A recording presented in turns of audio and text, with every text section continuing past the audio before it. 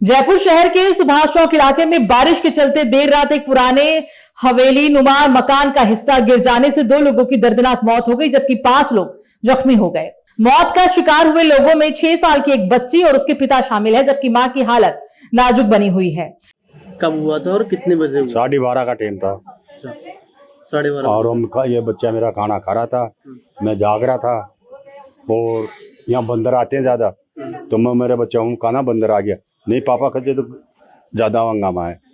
फिर इधर आके देखे, उधर जाके देखे हमने तो ये बिल्डिंग पड़ी दिखी वहाँ, हर एक और औरत बीमारी थी, वो खाना दब गए, मुझको भगो, हमने दोनों बाप बेटे हैं, बच्चा पहले गया और मैं बाद में गया। अच्छा, कितनी मंजिल बिल्डिंग थी ये? अब ये तो 3 मंजिल थी के साथ 4 है, 3 या 4। तो ये लगभग अभी मेरे को ये पता नहीं साहब कितने लोग करीब रहते थे इसमें? 6-7 लोग तो थे और बाहर थे। 6-7 लोग रहते थे और बाहर थे। अच्छा, कितने लोगों की डेथ हुई है इसमें? कितने लोग दबे होने के? इस 7 लोगों के लिए बोल 7 लोग। कब हुआ था? 12 से 1 के बीच में हुआ था।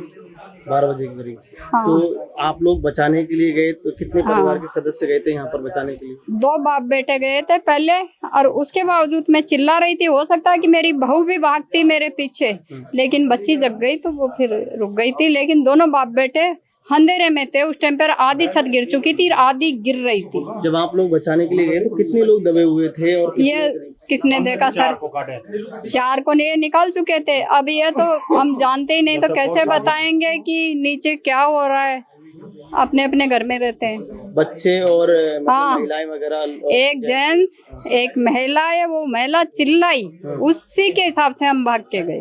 बच्चे कितने थे? 2 बच्चे। हाँ, 2 बच्चों को मेरा बेटा निकाल चुका था और महिला को भी निकाल चुका था। इतनी देर में पुलिस पहुंच गई। आवाज़ ऐसी हुई कि ऐसा फील हुआ कि बगल में या तो कोई टीन शेड गिरा या एक्सीडेंट हुआ। जब बाहर निकल के देखा, छतों पे लोग देखे, जो ये बगल में जो है मकान आप देख सकते हो, यहाँ से कितना जर्जर टूट चुका है, बिखर चुका पूरा मकान। जब चीखने चिल्लाने की आवाज़ें सुनी, उसके बाद में नीचे भाग के गया, बच्चियों को निकाला, महिला को निकाला, अंकल जी को निकाला, साथ में पिताजी आ गए पीछे पीछे, फिर एक दो लोग और आ गए, उनके साथ मिलकर निकाल लिया उनको, पट्टी वगैरह हटा के मलबा सारा मलबा एक साथ नीचे गिर गया। जब गए तब तो फ्रिज वगैरह पंखे वगैरह ऐसे झूल रहे थे। कितने लोग जब आप गए थे कितने दबे हुए थे? तो सर 4-5 लोगों को तो उस टाइम निकाल लिया था, और 4 लोगों को निकाल लिया था, और बाकी जो मलबे के नीचे दब गए थे उनका आइडिया नहीं था कितने लोग हैं। फिर SDRF और पुलिस की टीमें आ गई थी, तो उन्होंने सारा कुछ रेस्क्यू करके, और सुबह तक हाँ बच्चे भी थे, बुजुर्ग भी थे, लेडीज भी थी, फैमिलीज रह रही थी। 2 बच्चे तो मैंने खुद ने निकाले थे, एक अंकल जी थे, लेडीज को तो मैंने खुद ने निकाला था। उसके बाद में जो मलबे के नीचे से कितने निकले उसका कोई आइडिया नहीं है। जब आप बचाने के लिए गए तो आसपास के सर मेरे जाने के बाद में पिताजी और फिर आसपास के 2-3 लोगों ने और हिम्मत जुटाई। उसके बाद में बाकी सारे गली में खड़े हुए थे, सब लोगों ने बाहर से हेल्प सहायता की है, क्योंकि गली में इतना स्पेस नहीं था कि पूरी भीड़ अंदर घुस जाए या फिर रह जाए, तो बाहर से उन्होंने, पुलिस के आने के बाद में सारी चीजें फिर व्यवस्थित तरीके से हुई है। इस दुखद घटना ने जहां 2 जिंदगियों को खत्म कर दिया, तो वहीं इसने नगर निगम समेत जयपुर के सरकारी अमले के कामकाज पर सवालिया निशान भी खड़े कर दिए। जिस बिल्डिंग का हिस्सा गिरा है वो बेहद जर्जर हालत में था। नगर निगम आज अपनी वाहवाही लूटने के लिए ये बता रहा है कि उसे खाली करने के लिए 2 बार नोटिस भी जारी किया जा चुका था। की जाएगी, क्या रहता है, कितने नोटिस दिए थे और किसने रिसीव किए थे, अभी मैं थोड़ी सी जांच करूंगी, उसके बाद ही फैसला ले पाएंगे कि क्या रहा होगा, कितने दिन से इनको क्या नोटिस दिया गया था, वो देखने के बाद ही अगले निर्णय पे पहुंच सकते हैं। देखिए, अभी 1 महीने पहले आपने देखा होगा नाटानियों के रास्ते में, और 4 जगह नगर निगम ने कार्रवाई की थी और लोगों को वहां से निकाल कर कुछ बिल्डिंग ध्वस्त भी की थी, पर क्योंकि लोगों का अपने मकान से जुड़ाव होता है, वो कहीं ना कहीं कोशिश करते हैं कि हम इसकी रिपेयर करके इसमें वापस रहने लगे, लेकिन ये बहुत खतरनाक है।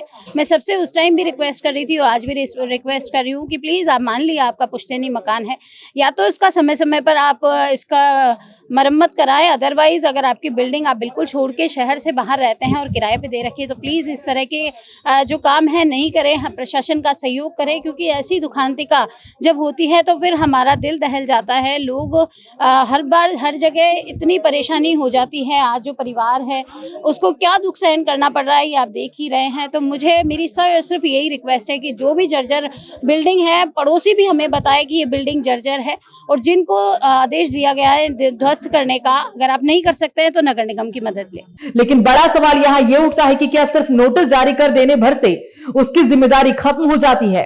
मकान को खाली क्यों नहीं कराया गया और उसे गिराया क्यों नहीं गया? सवाल यह भी है कि क्या सरकारी अमला इस हादसे से कोई सबक लेगा भी या नहीं?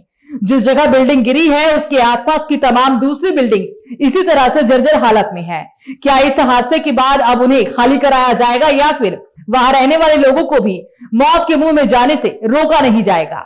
आज जयपुर से फिर एक बार रात को दिल दहलाने वाला मामला सामने आया है, क्योंकि हम आपको बता दें आज हम जयपुर की चार दीवारी के सुभाष चौक इलाके में हैं और जिस प्रकार से जयपुर के अंदर में लगातार मूसलाधार जो बारिश हो रही है उसको देखते हुए रात को तकरीबन 12:30 बजे एक मकान ढह गया। क्योंकि जो चार दीवारी का जो इलाका है वो इलाका पुराने मकानों के लिए भी जाना जाता है, क्योंकि पुराना पिंक सिटी शहर वो यहीं बसा हुआ है। हम अपने कैमरामैन को बोलेंगे दिखाने के लिए, ये बिल्डिंग जो है बहुत पुरानी बिल्डिंग थी और इसमें तकरीबन 14-15 लोग थे और ये अचानक बिल्डिंग बारिश के मौसम ढह के गिर गई। और आप देख सकते हैं 4 मंजिला जो बिल्डिंग है इसके अंदर तकरीबन जो है 8 से 10 लोग रह रहे थे और इसके अंदर में है बंगाली समाज के लोग रह रहे थे। मकान मालिक का अभी तक पता नहीं पड़ पाया और रात को 12:30 बजे के आसपास जिस प्रकार से ये बिल्डिंग गिरी धड़ करके, उससे क्या आसपास के लोगों के अंदर में आंखें खुली और बचाने के लिए भागे। और फिर भी इस हादसे के अंदर में एक बाप और बेटी की मृत्यु हो गई है जो बंगाल के रहने वाले थे और यहाँ पर अपनी रोजी रोटी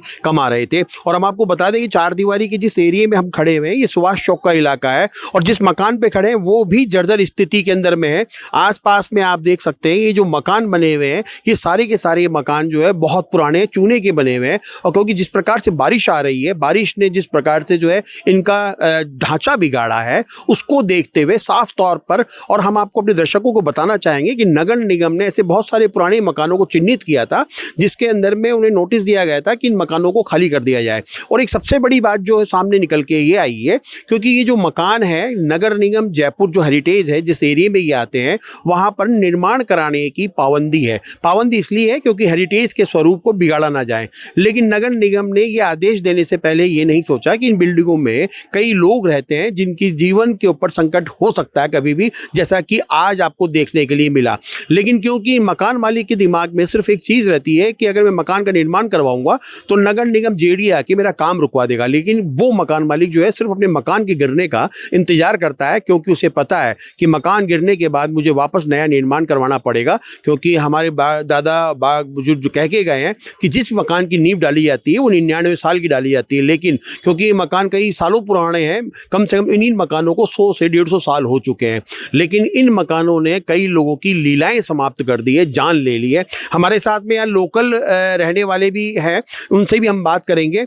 आप बताइए कि ये जो मकान है सुभाष चौक का जो एरिया है वो एरिया जो है कितने साल तो पुराना है, और क्योंकि आप यहाँ पर रहते हैं तो क्या लगता है कि ये जो मकान है निगम की जिस प्रकार से लापरवाही भी है, निगम ने नोटिस तो दिए, इसमें मकान मालिक की भी लापरवाही है और निगम की भी लापरवाही है, लेकिन क्या मकान मालिक निर्माण इसलिए नहीं करवाने देते हैं क्योंकि निगम की पाबंदियाँ हैं? जी देखिए, आप सही कह रहे हैं, हेरिटेज नगरी है जयपुर की और ये विरासत कालीन मकान है। 100 लगभग साल इनको हो गए हैं, चूने के बने हैं। वैसे तो ये ठीक रहते हैं, लेकिन बारिश का जो मौसम ये चल रहा है इसमें पानी की वजह से ये कमज़ोर हो जाते हैं। अब ये मकान बाहर से अगर आप देखेंगे तो ऐसा लगेगा नहीं कि कमज़ोर है, हालांकि नगर निगम ने इनको नोटिस दिया हुआ था जैसा कि मेरी जानकारी में आया है। लेकिन फिर रहने वाले लोगों को भी देखना चाहिए कि वो मकान जिसमें रह रहे हैं अगर उनकी जान को उसको खतरा है तो उसमें किराए पे ना रहें, और सरकार और प्रशासन भी अपनी जिम्मेदारी निभाए और इस तरह के जो मकान जर्जर अवस्था में गिरने की अवस्था में है तो वो उसको जो है खुद गिराए या उसमें कम से कम लोगों को रहने से पाबंद करें। नहीं, क्योंकि आपको लगता नहीं जयपुर चार दीवारी का जो एरिया है वो ज़्यादातर पुराने मकान है, हम सुभाष चौक की बात नहीं कर रहे, लेकिन जयपुर की चार दीवारी के ऐसे बहुत सारे मकान हैं जिनको सरकार चिन्हित करे, लेकिन अब क्योंकि मकान ढह गया तो क्या लगता है प्रशासन का इसमें क्या रोल है? मैं इसमें क्या कहूँ, लेकिन यहाँ है तुरंत जो है सहायता इनको मिल गई, बचाव कार्य शुरू हो गया, जिसकी वजह से घायलों को जल्दी से निकाल के अस्पताल में पहुंचा दिया गया है। प्रशासन सजग रहा है, पुलिस भी तुरंत मौके पे पहुंच गई और आसपास के जो लोगों ने भी मदद करी है। अब ठीक है, इसमें जो भी है आगे भविष्य में ऐसी घटनाएं ना हो उसके प्रयास किए जाने चाहिए प्रशासन के तौर पे भी और जो भी जिम्मेदार व्यक्ति हैं उनकी तरफ से। तो बिल्कुल निश्चित तौर पे देखिए, इनका साफ कहना है कि प्रशासन के तौर पे एक जिम्मेदार नागरिक के तौर पर जो है लोगों को सचेत रहना होगा। कारण ये है कि हेरिटेज का जो लुक दिया जाना था, लेकिन सरकार को ये भी सोचना चाहिए कि जिसको हेरिटेज का लुक दे रहे हैं वो हेरिटेज कई सालों पुराने हो चुके हैं, इनको मरम्मत की जरूरत है। और खासकर एक बात हम और अपने दर्शकों को बताना चाहेंगे कि जिस प्रकार से मकान मालिकों की भी इसमें लापरवाही सामने निकल के आई है, उनके खिलाफ भी मामला दर्ज होना चाहिए। क्योंकि एक मकान मालिक जैसे कि उसे पता है कि कितने साल पुराना मकान है, उसने आम लोगों की जिंदगी के साथ खिलवाड़ किया, उसके खिलाफ भी कार्रवाई होनी चाहिए। लेकिन साथ साथ में सरकार की और निगम की जिम्मेदारी बनती है कि ऐसे मकानों को चिन्हित करके फौरन खाली कराया जाए। जिस प्रकार से जयपुर के अंदर में लगातार जो बारिश हो रही है, बाढ़ के हालात हैं, उसको देखते हुए लगता है शायद इस घटना के बाद में ऐसी बहुत सारी घटनाएं भी सामने आ सकती है। Manoj Sharma, news watch India, Jaipur.